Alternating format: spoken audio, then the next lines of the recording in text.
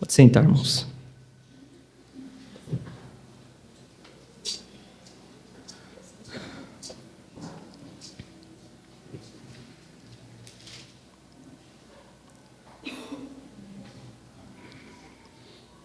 O texto vai nos dizer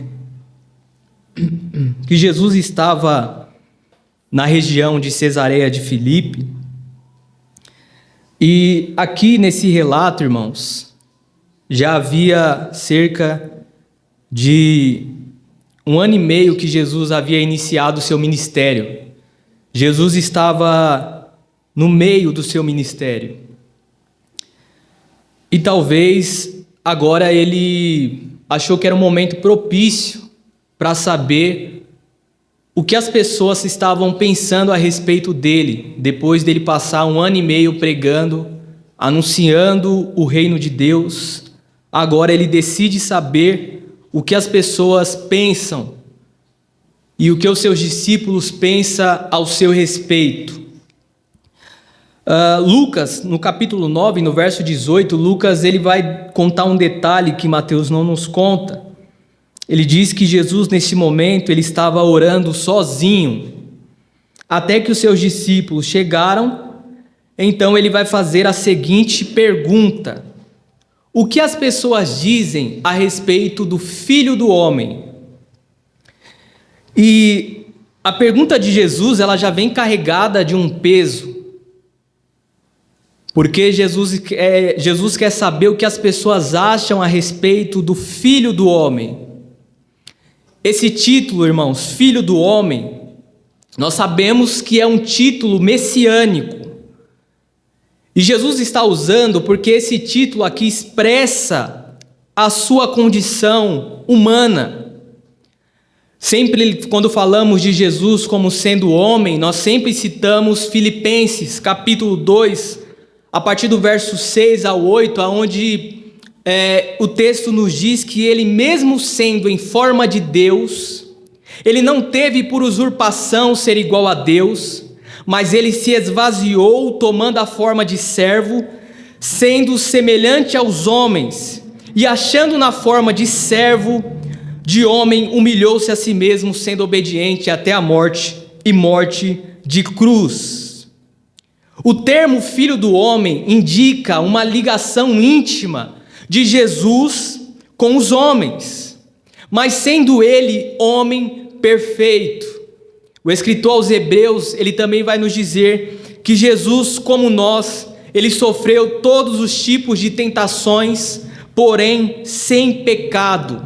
Ele não pecou.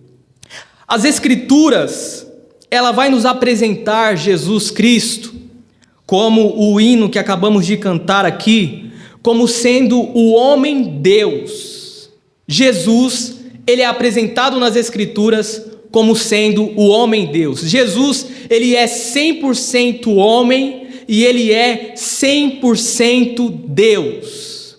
João, no capítulo 1 da sua carta, ele diz que Jesus, no princípio, ele era o Verbo, que o Verbo estava com Deus e que o Verbo era Deus, e que todas as coisas foram feitas por ele, e sem ele nada do que foi feito se fez. No mesmo livro, no verso 14, João diz que esse verbo que estava com Deus no princípio, a qual todas as coisas foram criadas por meio dele, João diz que esse verbo se fez carne e habitou entre nós, e vimos a sua glória como a glória do unigênito do Pai.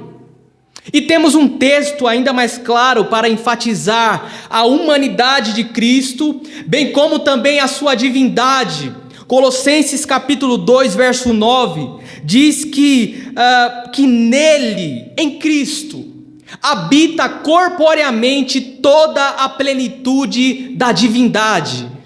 Toda a plenitude de Deus habita na pessoa de Cristo. Então, ele é o Deus homem. E nós temos vários outros textos que poderíamos citar que falam a respeito do Filho do Homem.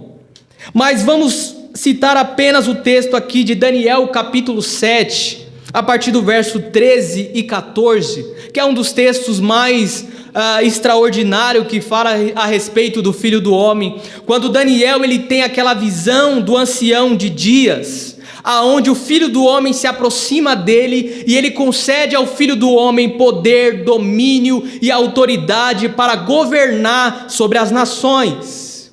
Acompanhe comigo o texto de Daniel capítulo 7, verso 13 e 14, que ele diz: Eu estava olhando nas minhas visões da noite, e eis que vinha nas nuvens do céu um como filho do homem, e dirigiu-se ao ancião de dias, e fizeram chegar até ele, e foi-lhe dado o domínio e a honra e o reino, para que todos os povos, nações e línguas o servissem. O seu domínio é um domínio eterno, que não passará, e o seu reino tal, que não será destruído.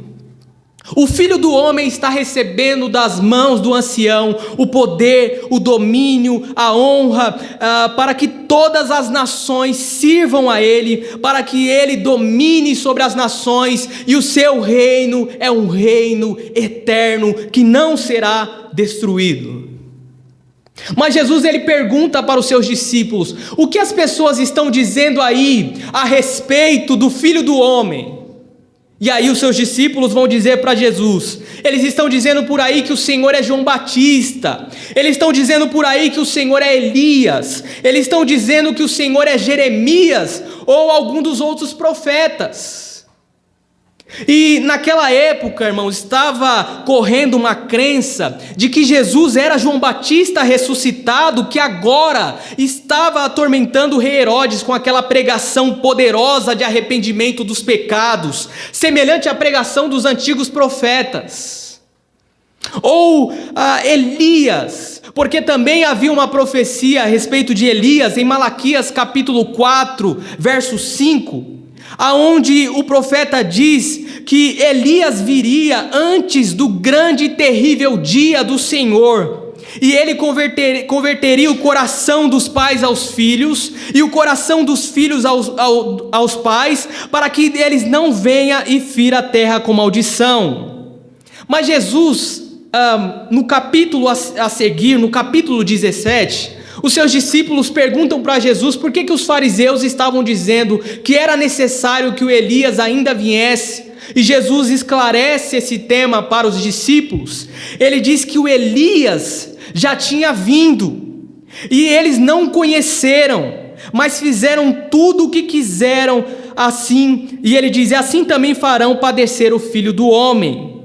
Então eles entenderam que Jesus estava falando a respeito de João Batista. João Batista era o Elias que veio, por causa do estilo da pregação de João Batista, que era semelhante a de Elias, o seu modo de viver, que era semelhante à forma como Elias vivia. Não que João Batista era Elias encarnado. Mas eles diziam, ele também pode ser Jeremias, o profeta sofredor, porque talvez viam alguma semelhança no sofrimento de Cristo com o de Elias, com as perseguições que Cristo sofria. A todo momento os fariseus queriam matá-lo. Talvez ele seja Jeremias, ou quem sabe um dos outros profetas. E nós vemos aqui, irmãos, que essa ideia, essa doutrina da reencarnação, ela já é antiga.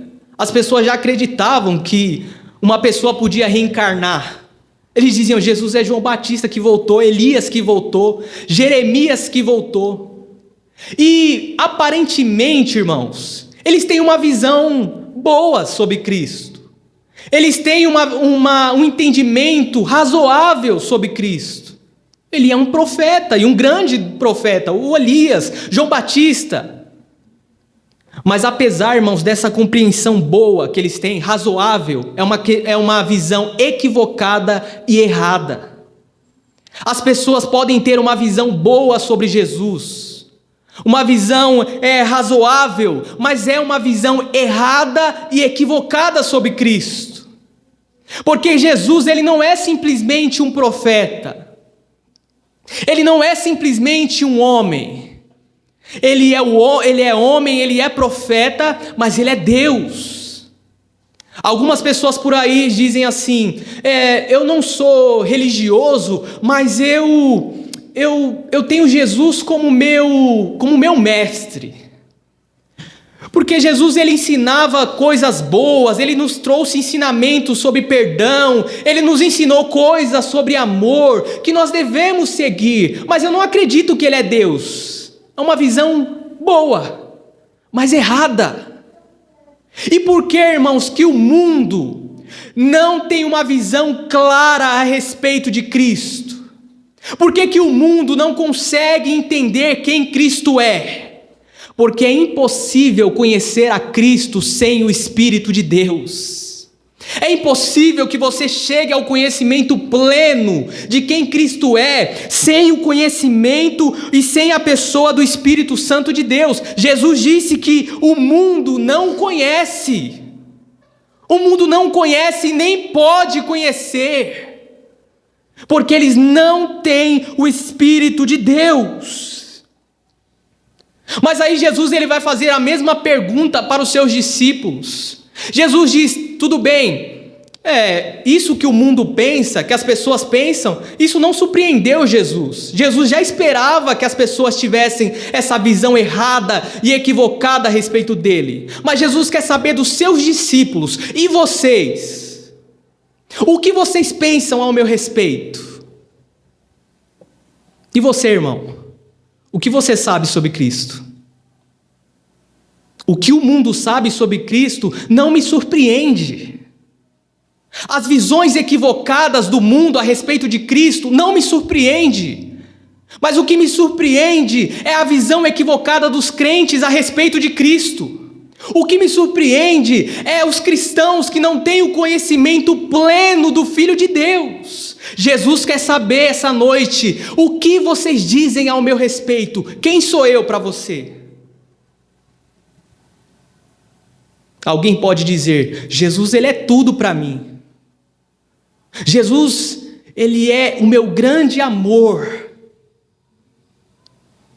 Eu ouvi essa expressão ontem à noite: eu amo a Deus, mas não sabem quem é Deus, mas não sabem quem Cristo é. E Jesus quer saber dos seus discípulos: o que vocês dizem ao meu respeito? O que vocês sabem a meu respeito? E Pedro vai dizer, junto com os discípulos, Pedro diz: tu és o Cristo, tu és o Filho do Deus vivo. E essa expressão, irmãos, Cristo e o Filho do Deus vivo, talvez isso soe de uma forma normal para você. Talvez isso não traga espanto para você. Talvez isso não encha os seus olhos, não faça os seus olhos brilhar, não faça os seus olhos encher de lágrimas. Talvez o seu coração não queime quando você ouve essa expressão: tu és o Cristo, o Filho do Deus vivo. E se você não tem reação nenhuma quando você ouve essa confissão de Pedro, é porque você ainda não teve a iluminação do Espírito de Deus no seu coração. É porque você ainda não teve o conhecimento pleno de quem é o Filho de Deus. Por isso que nós não temos reação nenhuma quando ouvimos a confissão de Pedro. Mas Jesus olha para Pedro e disse: feliz é você, Pedro, bem-aventurado é você, mais que feliz é você, Pedro, porque Simão Bar-Jonas, filho de Jonas, porque isso não pode vir de você, isso só pode vir do meu Pai. Foi o meu Pai que revelou isso para você, Pedro. Você não é capaz de falar tal declaração: que eu sou o Cristo, não pode vir de você, Pedro.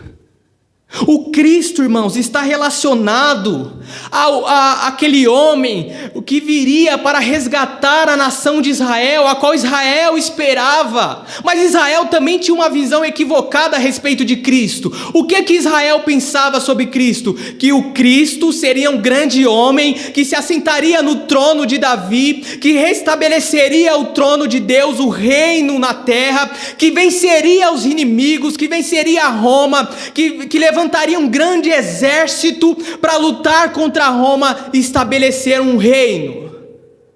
Mas por que a visão equivocada? Porque para eles o Cristo seria o filho de Davi, apenas homem, não Deus.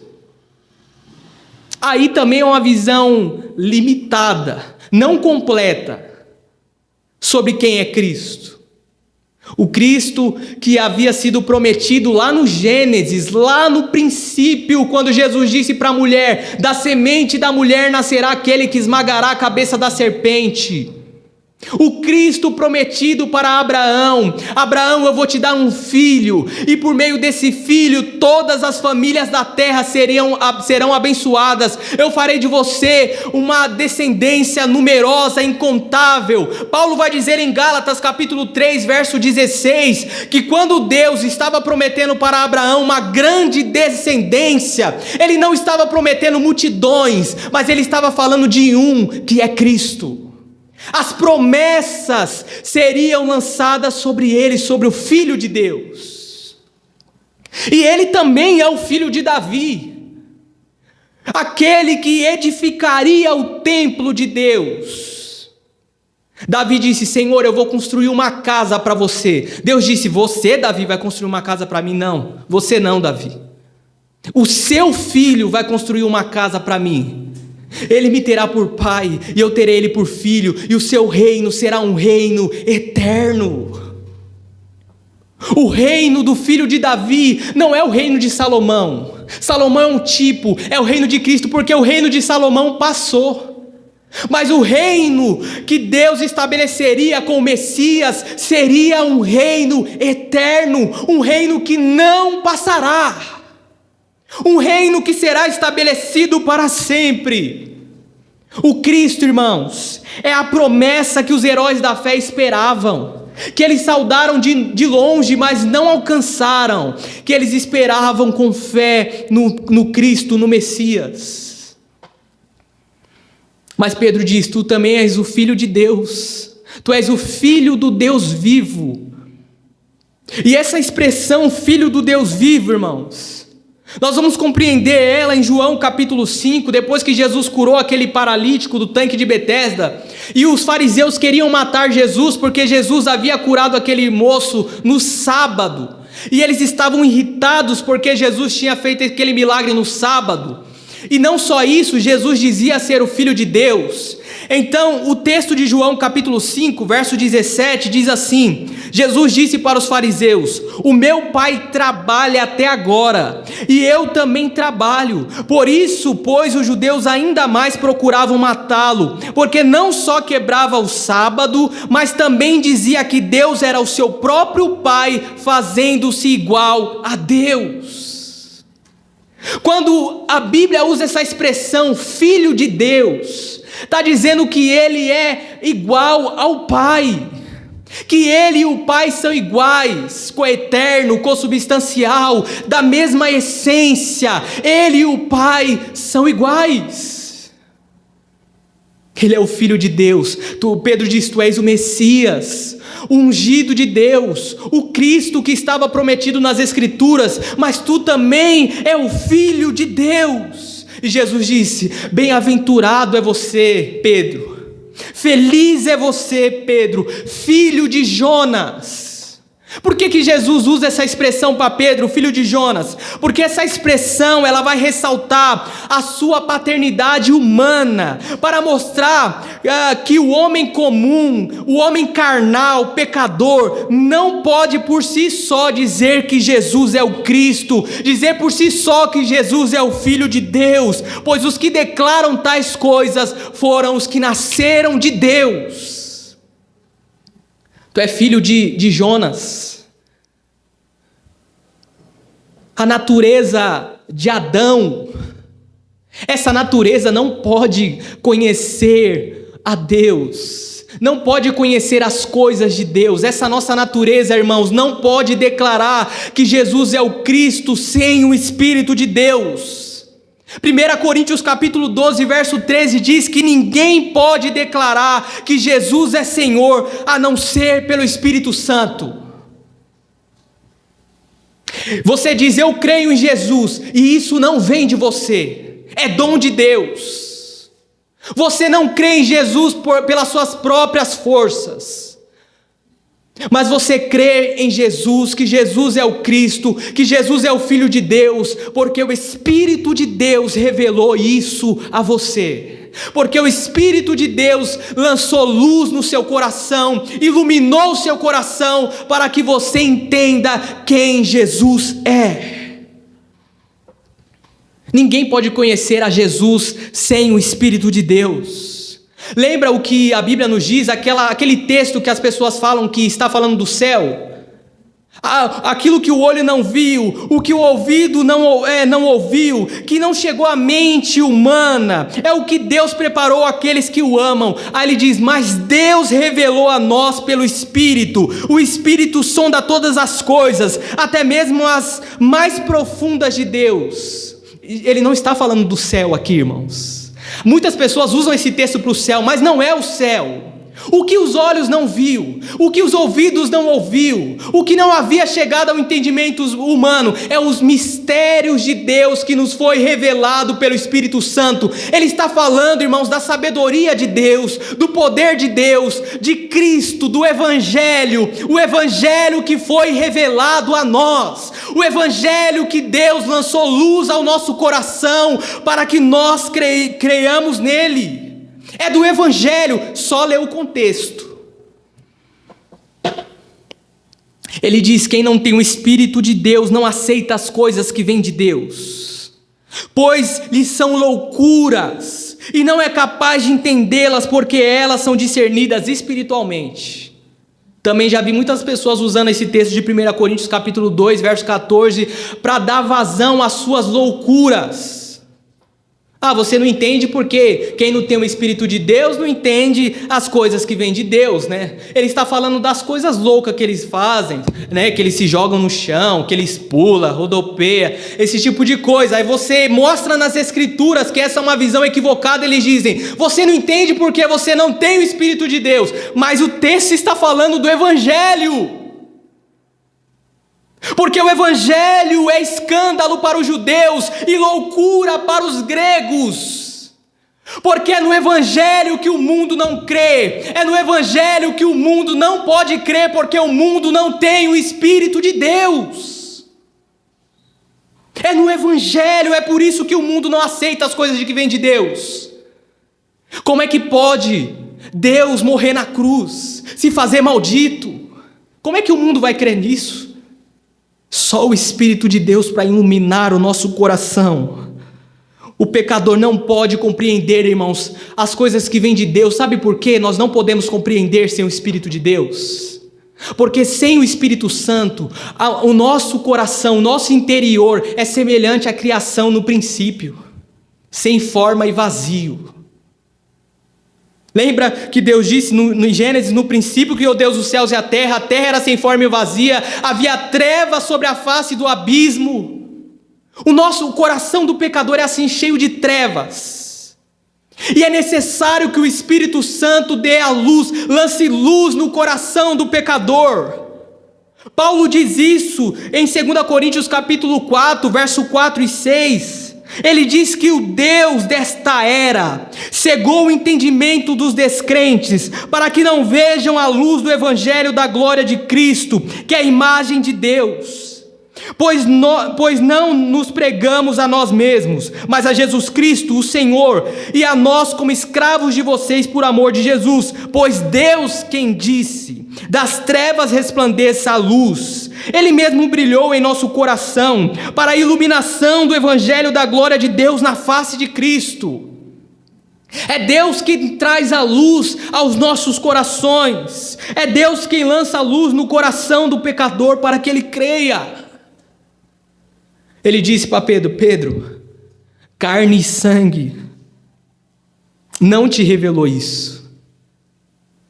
Carne e sangue não te revelou isso. Paulo vai usar essa expressão carne e sangue em 1 Coríntios capítulo 15, verso 40 ao 46, quando ele está falando do homem ligado a Adão. Ele usa essa expressão carne e sangue quando ele está falando do homem comum, do homem natural, do homem carnal, do homem terreno. E aí ele vai dizer no verso 50 de 1 Coríntios capítulo 15, que carne e sangue não herdarão o reino de Deus. Porque o homem natural, o homem caído em Adão, eles não podem herdar o reino de Deus. É por isso que Jesus disse para Nicodemos: Nicodemos, é necessário nascer de novo. Aí Nicodemos disse: Senhor, como que eu vou fazer? Eu vou voltar para a barriga da minha mãe? Ele disse: Nicodemos, é necessário nascer da água e do Espírito. Porque o que é nascido da carne é carne, mas o que é nascido do Espírito é Espírito. É necessário nascer de novo, irmãos. E o reino de Deus, não pense você que eu estou falando de um reino futuro, eu estou falando de um reino que já está presente. Jesus disse: o reino chegou. E aí, para entrarmos nesse reino, precisamos nascer de novo. Precisamos nascer da água e do Espírito, porque carne e sangue não podem entrar no reino de Deus. Carne e sangue não podem compreender quem Cristo é. Só o Espírito Santo pode iluminar no nosso coração. Não pense você porque Pedro olhou para Jesus e achou Jesus lindo, e achou Jesus, como tem até um louvor que diz: lindo, lindo, lindo és.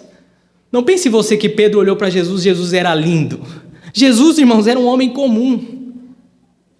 Isaías 53, verso 2 e 3, olha que Isaías diz: porque foi subindo como renovo perante ele, e como a raiz de uma terra seca, não tinha beleza nem formosura, e olhando nós para ele, não havia boa aparência nele para que o desejássemos, era desprezado, e o mais rejeitado entre os homens, homem de dores, experimentado nos trabalhos, e como um de quem os homens escondiam o rosto, era desprezado, e não fizemos dele caso algum.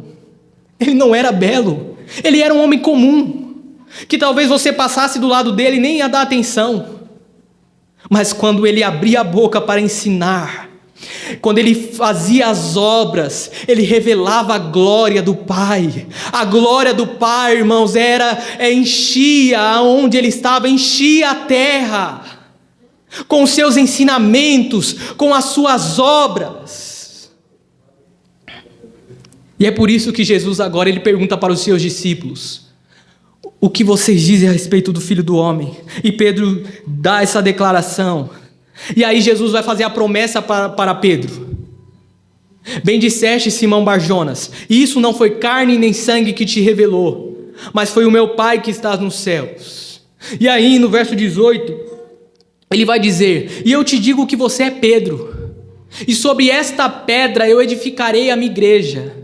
E aqui nesse texto a gente tenta fazer um trocadilho para fugir da teoria do papado. Eu já fiz muitas vezes isso, o trocadilho entre Pedro e pedra.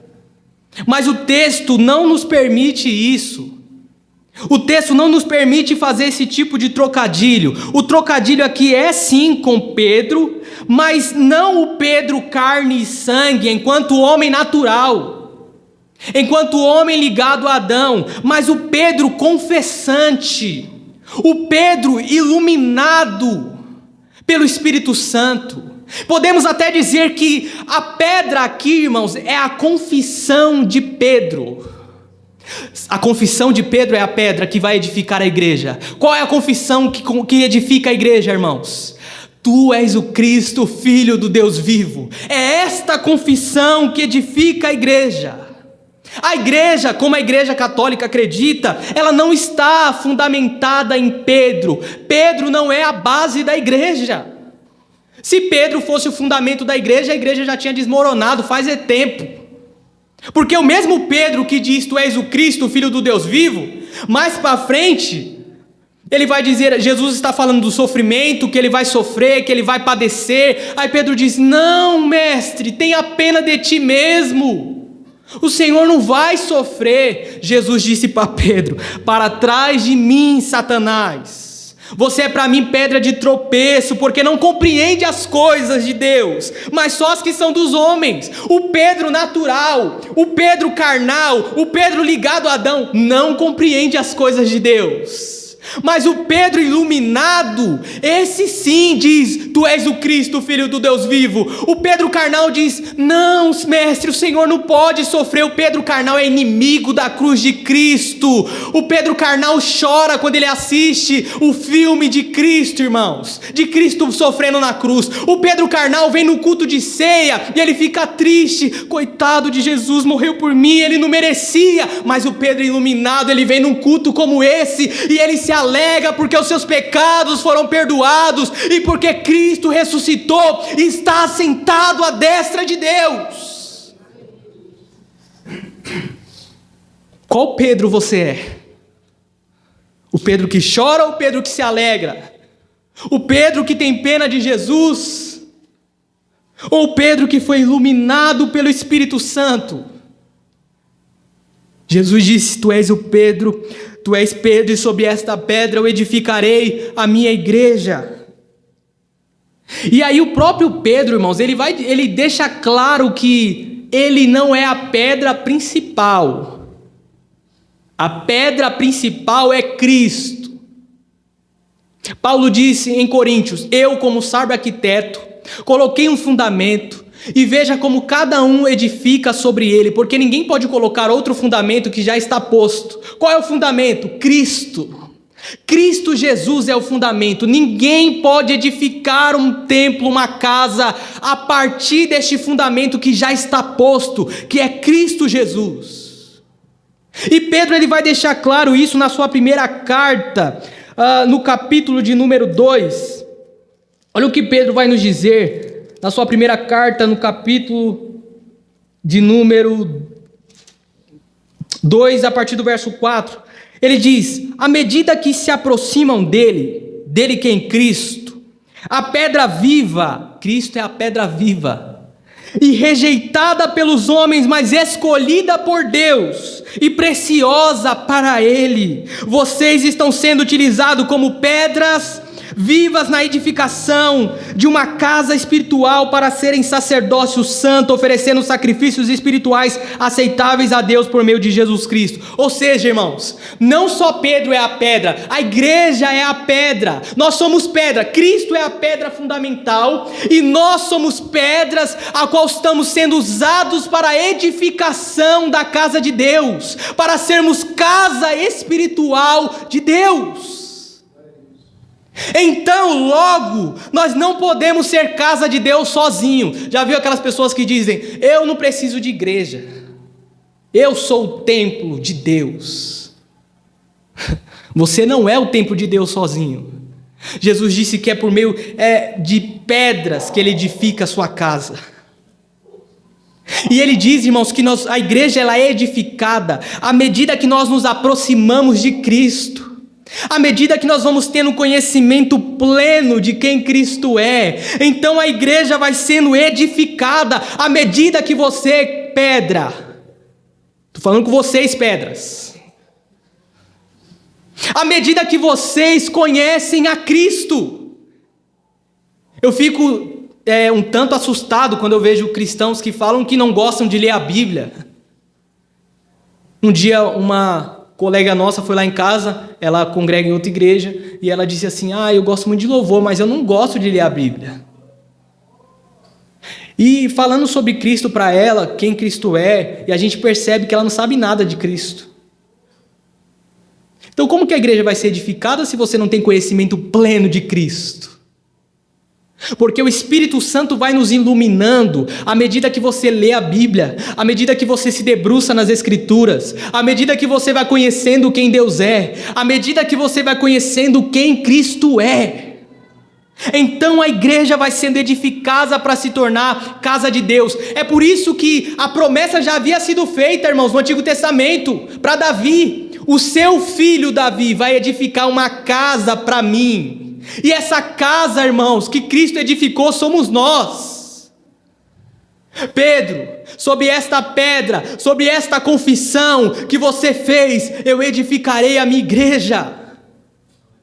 Então quando você confessa, faz a mesma confissão que Pedro fez, irmãos, você é chamado a fazer parte deste povo, você se torna nação santa, sacerdote de Deus, povo escolhido de Deus, povo exclusivo de Deus. Quando você confessa o que Pedro confessou. Eu acho que não vai dar tempo. Quando você confessa o que Pedro confessou, irmãos, então você começa a fazer parte deste povo. E aí nós nos tornamos geração eleita, sacerdócio real, nação santa, povo exclusivo de Deus, para anunciar as grandezas de Deus para aqueles que estão em trevas. Então nós somos povo de Deus, nós somos povo exclusivo de Deus, para quê? Para nos escondermos? Para, irmãos, lançar luz para aqueles que estão em trevas, para tirar aqueles que estão nas trevas. Jesus disse que as portas do inferno não prevalecerão contra este povo, as portas do inferno não prevalecerão contra essa igreja. Aqui também é uma figura interessante, porque por muitas vezes crescemos entendendo que a igreja está na defensiva, que a igreja está recuada, que a igreja está sendo atacada, né? As portas do inferno não vai prevalecer, como se a igreja estivesse na defensiva.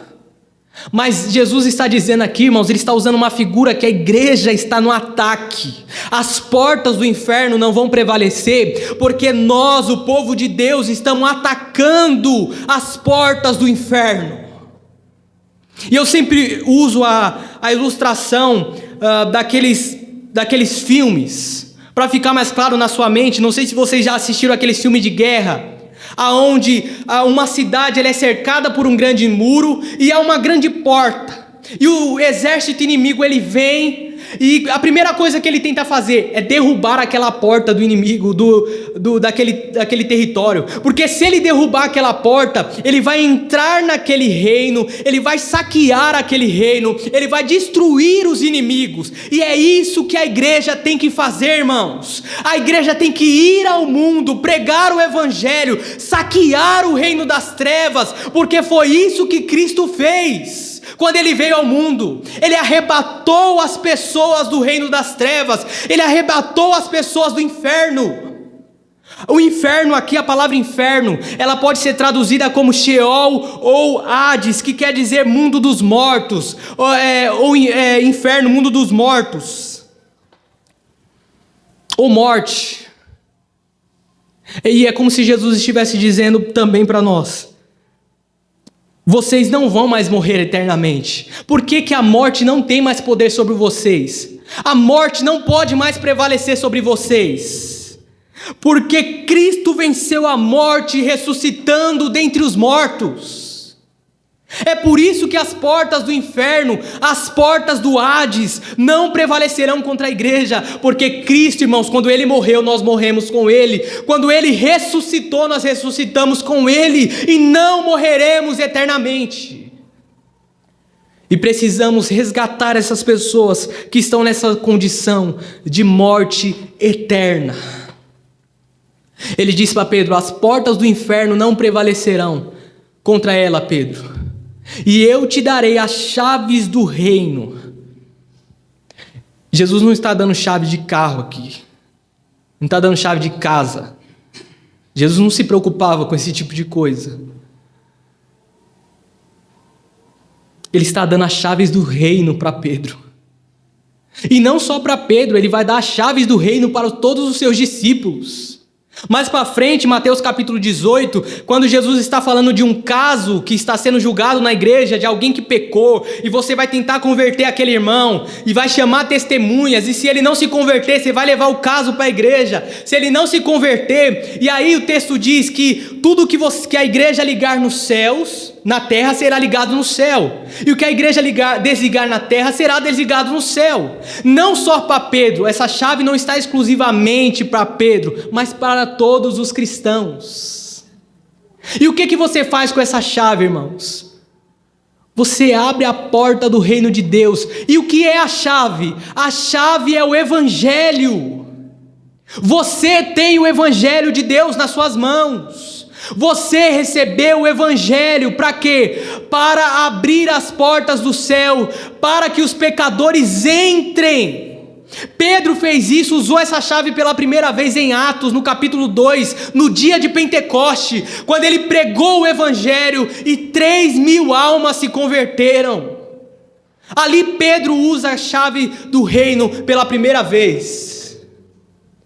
E o que Pedro está fazendo? Ele não está pregando nada diferente da confissão que ele tinha feito. Ele está anunciando no dia de Pentecoste o Cristo e o Filho de Deus, Jesus como sendo Rei e Senhor. E é isso que nós precisamos fazer. Amém, irmãos? Que Deus os abençoe em Cristo Jesus.